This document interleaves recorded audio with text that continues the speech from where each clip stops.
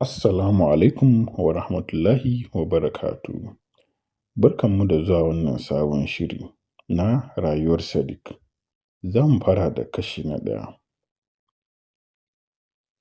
Dare ya sauko, gari ya yi duhu, iska mai sanyi yana kaɗawa a hankali, yana shigowa cikin ƙananan ramukan bangon ɗakin laka da ya tsufa.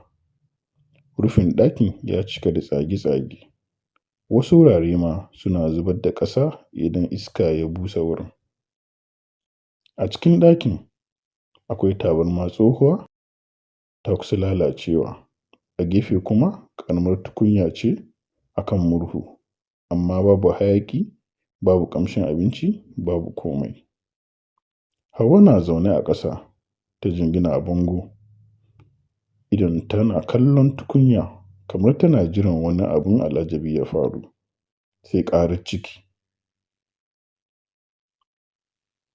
Ta riƙe cikinta a hankali, ta lumtsa ido. Hauwa a hankali kamar tana kuka. Ya Allah, kai mana maganin wannan matsala. Ta share hawaye da suka fara taruwa a idonta, amma zuciyarta cike take da nauyi. Tun safe ba ta ci komai ba, ba ita kaɗai ba, ɗanta ma bai ci komai ba. A gefe, ƙaramin yaro ne Sadiq yana kwance a tabarma yana jujjuyawa, yana riƙe cikinsa. Idonsa a buɗe yake, amma babu ƙarfi a jikinsa. Sadiq cikin wata raunin murya, Umma, Hauwa ta firgice. Da sauri ta juya gare shi. Na'am ɗana? Umma yunwa nake ji.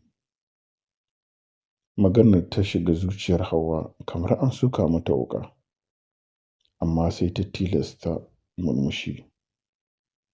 Wani irin kalar murmushi ke ɓoyewa.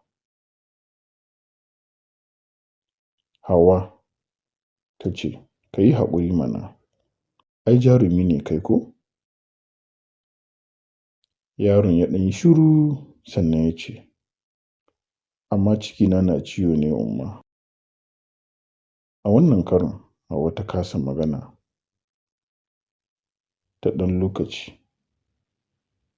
sai ta miƙe a hankali kamar jikinta babu ƙarfi, ta nufi tukunya. Kowane mataki take tunanin ɗauka, zuciyarta ta ƙara nauyi.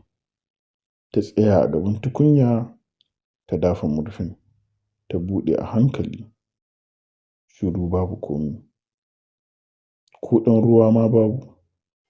Sai ta tsaya cak, tana kallon ciki kamar tana fatar abinci zai bayyana. Amma babu abin da ya bayyana a gaban, sai gaskiya, wato talauci, wahala, rashin komai. Hawaye suka cika idonta.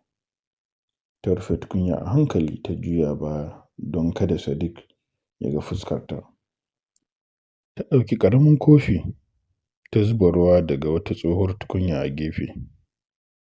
Ta dawo wurin Sadiq. Ga ruwan nan, sha kaɗan zai taimaka. Sadiq ya tashi da ƙyar ya zauna, ya ƙarfi kofin, amma ya tsaya yana kallonta. Sadiq ya ce, Umma ke fa?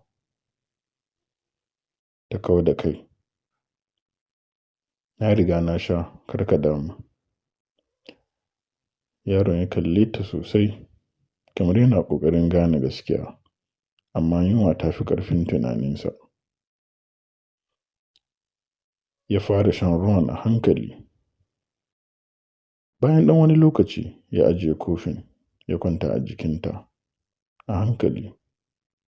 Umma, Hauwa ta ce, ɗana, me yasa ba mu da abinci kamar sauran yara?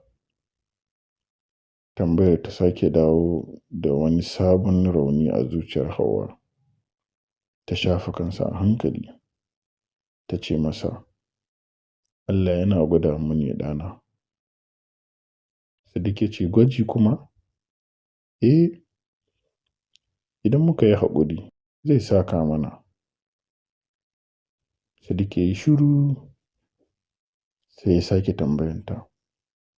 To umma ina babana?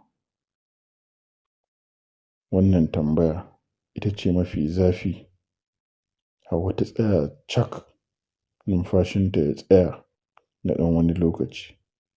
Idonta ya cika da hawaye, amma ba ta so ya gani. Hauwa ta ɗan yi murmushi. Babanka yana nesa. Sadiq ya ce, me yasa baya zuwa ya duba mu? Hawaye suka gangaro a kumatunta. Ta rungume shi da ƙarfi, kamar tana tsoron rasa shi. Hauwa ta ce, ni nan zan kula da kai, ni kaɗai. Na isa maka. Yaron ya yi shiru na ɗan wani lokaci sai ya ɗaga kansa ya kalle ta. Ya ce, umma, zan yi karatu sosai. Ta kalle shi. Ya ce, idan na girma zan saya miki abinci da yawa. Ya ɗan tsaya sai ya ce, ba zan bar ki kina kuka ba. A wannan karon Hauwa ta fashe da kuka, amma ta ɓoye. Ta shafa kansa a hankali ta ce, Allah ya raya mun kai, ya sa ka zama abin alfahari. Dare ya ƙara duhu, iska na ci gaba da kaɗawa a cikin wannan ƙaramin ɗaki.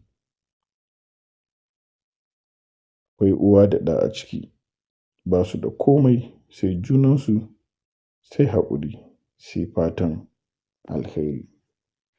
Ku ci gaba da kasancewa tare da mu domin jin yadda sauran labarin zai kasance.